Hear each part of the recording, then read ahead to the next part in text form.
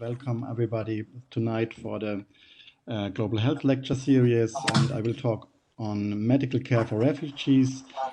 I will give you a short overview about the challenges in migrant healthcare. I will briefly talk about migrant routes, countries of origin, recent numbers of the asylum applications, about administrative structures. I will give you an example of the reception center here in Heidelberg, a brief introduction into the disease spectrum and our major challenges. And of course, the major part will be to give you an idea how we responded to that challenges. We created or established an interdisciplinary outpatient clinic.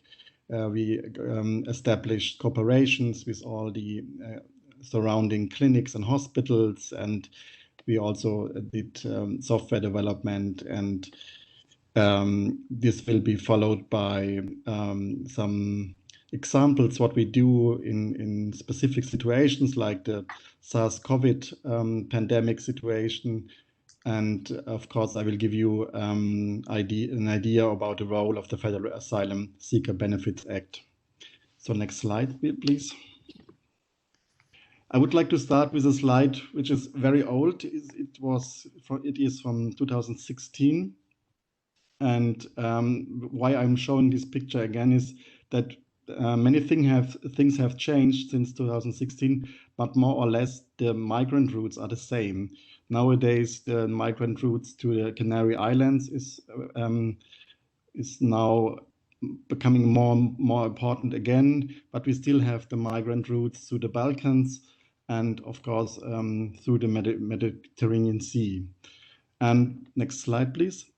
What we should not forget is that we have a lot of secondary migration and relocation inside Europe. We have many patients coming from Italy, coming from France and Sweden, and they lived for years, sometimes 10 years, 12 years in these countries. They had their life there, their children have been in school, and but after a long time and with a negative result in the asylum seeking process, they move on. Sometimes medical reasons are there to move. For example, they don't get the HIV medication in Italy anymore, so they are more or less forced to migrate to other European countries like Germany. But there's many, many reasons why migrants relocate inside Europe. Next slide. So when we look to the numbers, we have two peaks. There's one peak in the 90s, at the beginning of the 90s, with the civil war in the former Yugoslavia. And this was 1993. And then we had, of course, the refugee crisis in 2015, with huge numbers coming to Germany. In this year, in 2020, we have only around 100,000 applications, mainly first applications, but there are also some thousands applicating the second time. When we look to the applications to our states here in Germany, we can see that in Bayern and in Baden-Württemberg, we have, and also in North Rhine-Westphalia, we have the major burden of the applications. The other states are not that much affected, but this is due to the economic strength and, of course, to the population. So next slide. So what is very interesting for us as doctors is to know where the patients or the asylum seekers are coming from. When we look to the figure in September 2019, we could see, of course, people coming from Syria, the most prominent group. It was followed by people coming from Turkey and Iraq and so on. When we look to the picture now, we can see that many things have changed. Syria is still the most prominent, but people coming from Turkey are now a minor group. So this is a constant change, and we have to keep this in mind, because the diseases we see is very much related to the country of origin. It's depending to the existing healthcare system. It's more or less. It's very important to know how the people are coming to Europe, the migrant routes, and therefore we always ask people where they are coming from. We ask about the migrant route, the time it took to come here, and to other exposures they had during the journey. So next slide. So to understand what is going on with the migrants and which factors are influencing the whole process, we have to understand that there are several administrative organizations behind, and what we can say is that it reflects the country federal structure and decentralization. In Germany, the federal state is responsible for the asylum seekers' social and health need during the application process. It's also regulated that there's an initial health assessment. We call it In-Augenscheinnahme or Gesundheitsuntersuchung, based on the Asylum Act. The asylum seekers are initially registered at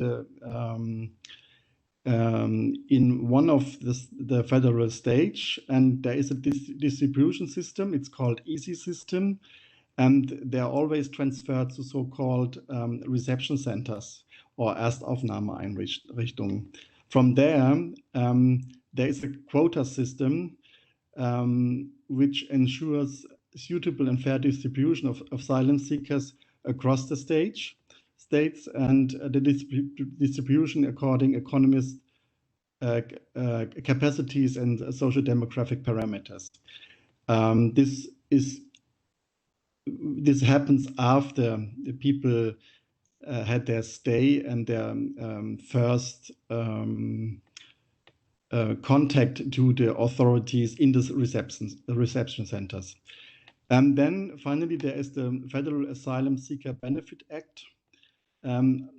It came into force in November 1993, and it regulates the social rights of asylum seekers, and it excludes asylum seekers from our social system. This is very important to know, because this has huge impact on the medical care of refugees. I will talk about the paragraph 4 and 6 of this Asylum Seeker Benefit Act later on, because it specifies the scope of the health entitlement and has huge impacts, as I said. So next slide. So the medical health care, the spectrum.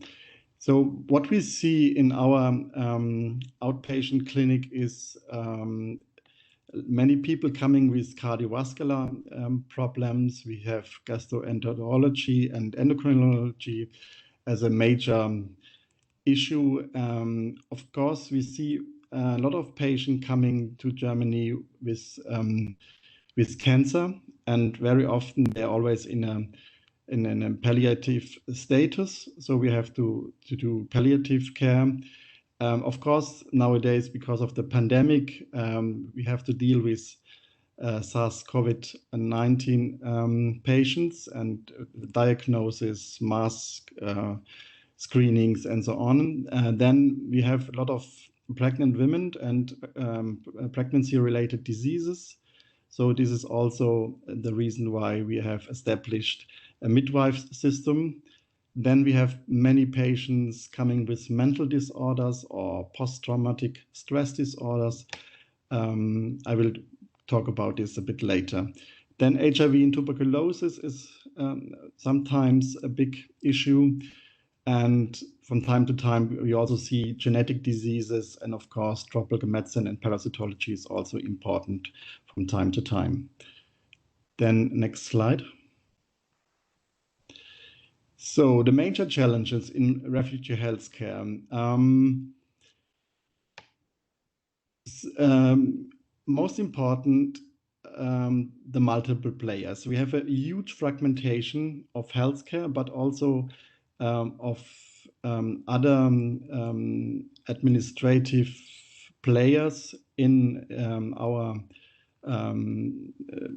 our system, and this puts a huge burden on the whole process, because we have also an unstable population. This means people come to a reception center. Sometimes they have a pre-screening stay in minor camps, and then are transferred to the reception center. And what is also very important is the pace of the transfer system. So in the last years, we could see that the authorities started to push very much. The mean residence time in our camp is now 7 to 21 days. But sometimes people are always only there for a few hours, because they have a so-called Übernachtungsausweis. This means they are already planned for another state inside Germany, and they stay only a few hours or 1 or 2 days. And this is also difficult for us to treat these kind of patients, because is it worth taking blood, or should we leave it? It's always a difficult situation. Then, of course, we have people staying for months, for example, for tuberculosis treatment or other special needs, pregnancy. And the problem with this unstable population is that we are not informed by the authorities how long people are staying in our camp. We even don't get any information when the transfer is planned for the next day.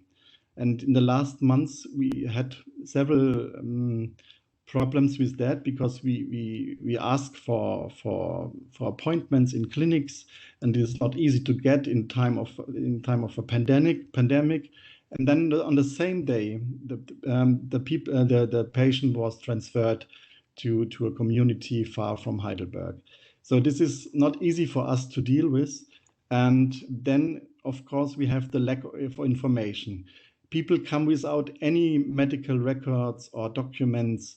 They very often have they didn't get it in their home country or in another European country, or they simply don't put any. They have no idea how important these kind of documents could be, and so they just left it. And so we always have to deal with that. And sometimes we can organize these kind of documents, and sometimes we start right from the scratch. And then, of course, there is the complexity of the medical problems. We have a mixture of, very often we have a mixture of somatic and mental problems. And for example, we have addiction plus tuberculosis plus pregnancy at the same time. And therefore, we had to establish a system which can cope with such kind of complex situations. Next slide. So this is the Heidelberg Reception Center. It's located at the Autobahn direction Karlsruhe. It's a former US Army facility, and therefore is a huge area. But we only used a part of it. At the moment, we have around 800 to 1,000 inhabitants, and mainly coming from Arabic countries. In theory, we can host 2,000 inhabitants, but due to the pandemic, the authorities decided to limit to 1,000.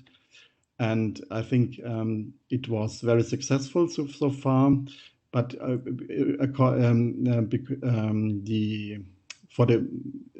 for the interventions we took regarding the pandemic. I will talk a bit later.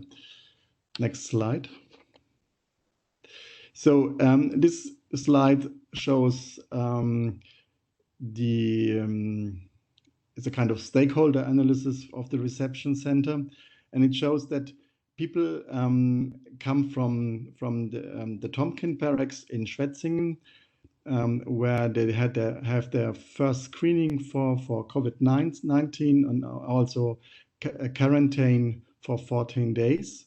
Then they are transferred to the PHV facility, and there they stay for the whole reception process, meaning registration, the so-called In-Augenscheinnahme. This means the public health authorities doing their job and looking for infectious diseases. And of course, there is the Bundesministerium für Migration und Flüchtlinge for the asylum-seeking process. We also have the police there. We have several other organizations like Caritas or DRK. And of course, we have a provider for services, accommodation, and health. It's called European Host Home Care. This is the background. And of course, then we have the interdisciplinary outpatient clinic. It's located in the former dental clinic of the US Army facilities, and there we provide GP care, tuberculosis care, psychiatrics and psychosocial care, gynecology and midwife, and pediatrics come in several times a week. So we have established strong connections to the surrounding clinics like the thorax clinic and of course the university clinic, and also to some specialists in the area. So next slide. So as I said, there's a health entry examination with a compulsory chest X-ray examination in asylum seekers above 16 years of age to identify active tuberculosis. And of course, there is an established system for vaccination. We vaccinate MMR, TDP, and pertussis, and then in the autumn, of course, influenza virus. And it's also a well-established system to identify in an early stage health problems. Next slide. So, and how complex the medical care for refugees, I would like to demonstrate with this slide. Of course, as I said, we have the GP care with a kind of first contact point. It's also a triage, and we will provide emergency care. But our major task is the clinical medicine with a really broad spectrum. Sometimes we have to try to get appointments with clinics and specialists, but it's very, very difficult. And sometimes we have to come to a solution in our facility. Therefore, it's a really broad spectrum. Of course, I mentioned the unstable population, which is really not easy for us to deal with. And this is mainly due to the transfer system, but also due to the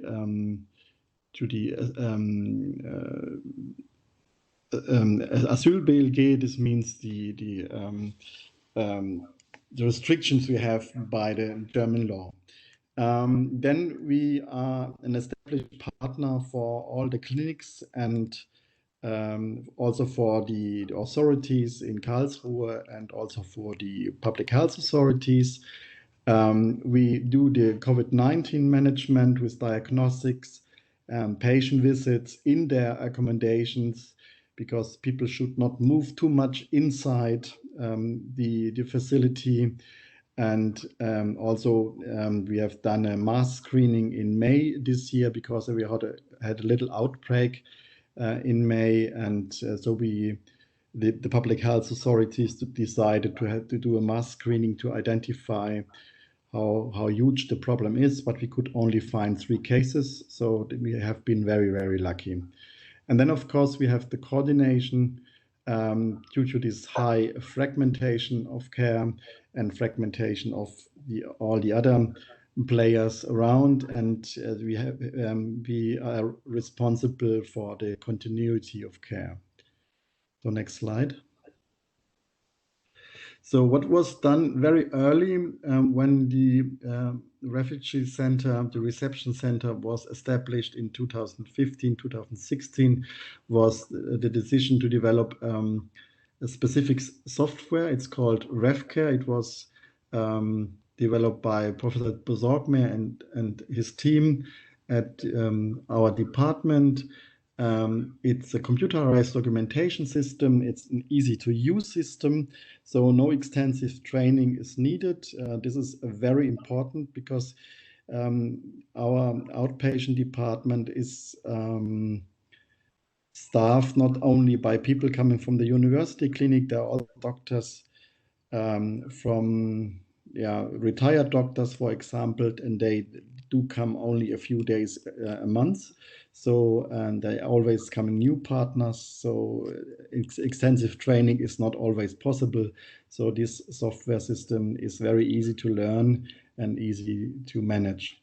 There's also a surveillance tool included, and data transfer between the reception centers is also possible. So we hope that this system is successful in the future. It's running in many facilities nowadays, but we hope that it becomes more and more important for the whole of Germany. Next slide. So regarding the SARS-CoV management, after the short outbreak we had in in May this year, we started preventive isolation and quarantine for new arrivals. This is done, as I mentioned before, in the Tompkin barracks in Schwetzingen. We do systematic PCR testing for SARS-CoV infections, and we have a specific center for positive tested people. They are transferred to a small unit in Baden-Württemberg for, let's say, 14 days, and then they're coming back to the reception center. We have a kind of subdivision of the reception center, a north and south part, so that the function of the reception center is guaranteed. And they also try to create additional capacities for physical distancing, and this is a disadvantage. They closed all sports sites and all mother and child programs. So for the inhabitants, it's very difficult now. Yeah, they just sit in their accommodation. They go to the city center from time to time, but with the weather conditions and so on, it's not easy to deal, especially for mothers and so on. They established a decentralized catering system. They also changed the bus shuttle system. We have now more buses, so there's no overcrowding. And we have in our clinic, we also provide antigen tests, so that we can identify people infected with SARS-CoV very fast. And we also established separated waiting rooms and also nurses rounds in the accommodations. So next slide. So these more or less our measures are also follows the recommendation of the European CDC, because the vulnerability of refugees in reception centers is very high. The overcrowding increases the exposure to the disease. And so we should try, and this is what we have done, do physical distancing as far as possible. Then what we also tried was health communication strategies.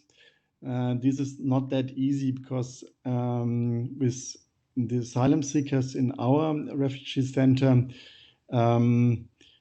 just handing over some written information about the disease is not always that successful, and they have a kind of overload of papers. They receive so many different information regarding the whole process about BAMF and their own procedures, about the rules inside the PHV facility and so on, so that I have the impression information about SARS-CoV it may more or less disappears in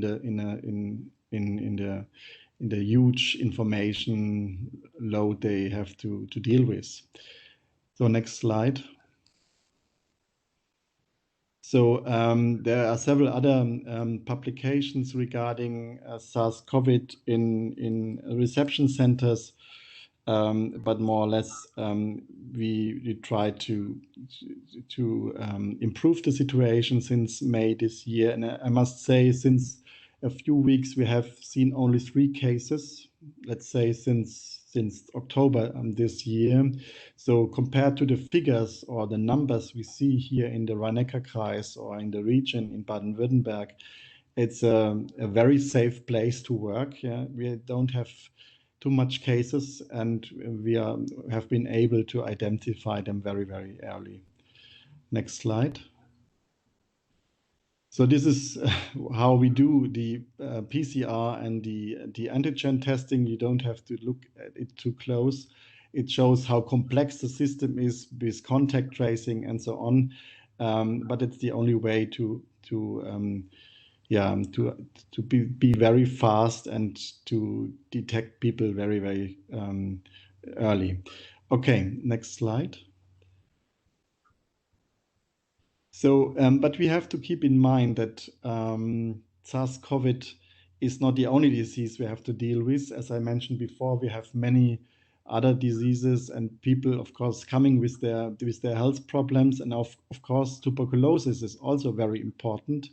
And so we have always to think not only on SARS-CoV, we also have to address all the other health problems and also all the other infectious diseases which may cause severe problems or damage to other people. So next slide.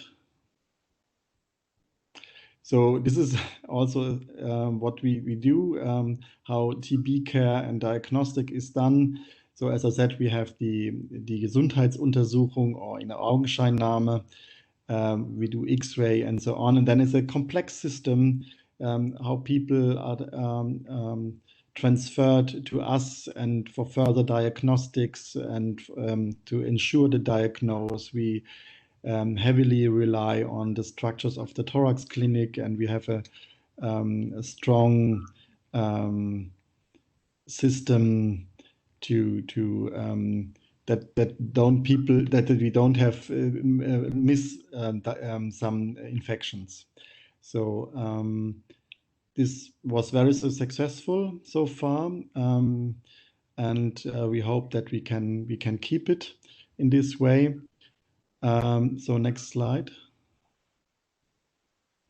So when we look now to the Federal Asylum Seeker Benefit Act a bit closer, because it gives us an idea about inequalities coming along with this. And it came into force in November 2093 to regulate the social rights of asylum seekers.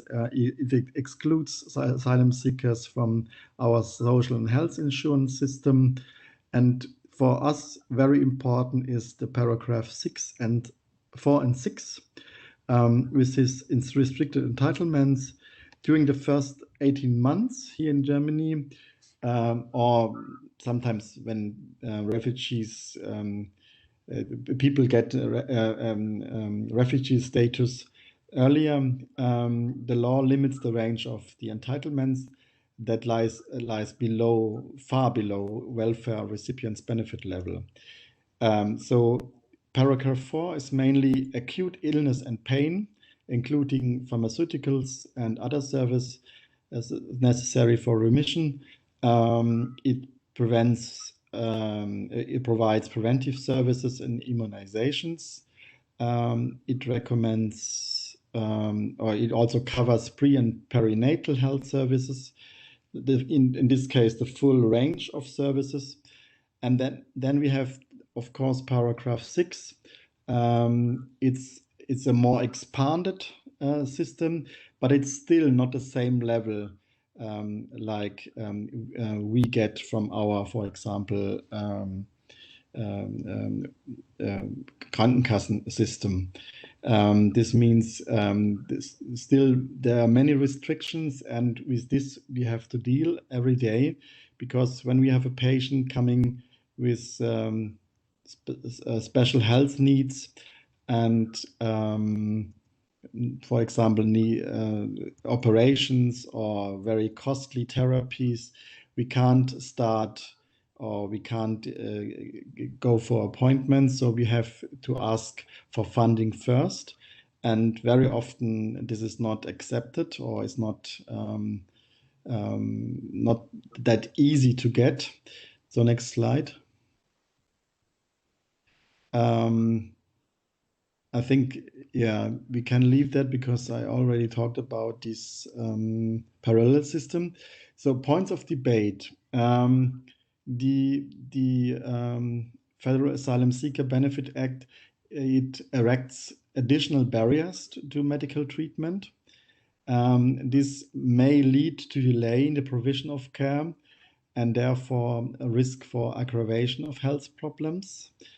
And it also puts a high time pressure on us doctors and to patients because there's always a request for funding needed, and this takes time. Sometimes the authorities are not working, or it's the weekend or whatever, and then it's not easy for us to deal with. And of course, we should always keep in mind that there may occur a lot of unsolved problems because of transfer or relocation based on the Dublin Agreement.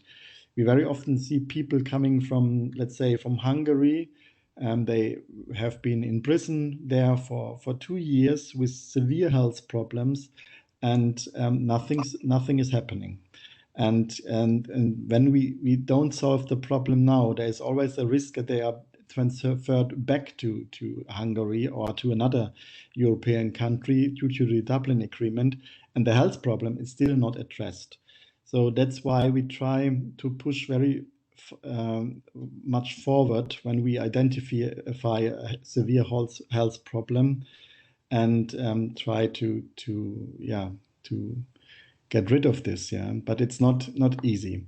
So it creates inequalities within the group of asylum seekers, and therefore, hopefully, this kind of system will be replaced one day, but this is still in debate. So next slide, please. So thank you for your attention. And of course, the coronavirus pandemic is a problem for all of us, but in some cases, it also helps us because it very much pushes things forwards. It's calling for solutions, and so we try to make the best out of it. Thank you very much.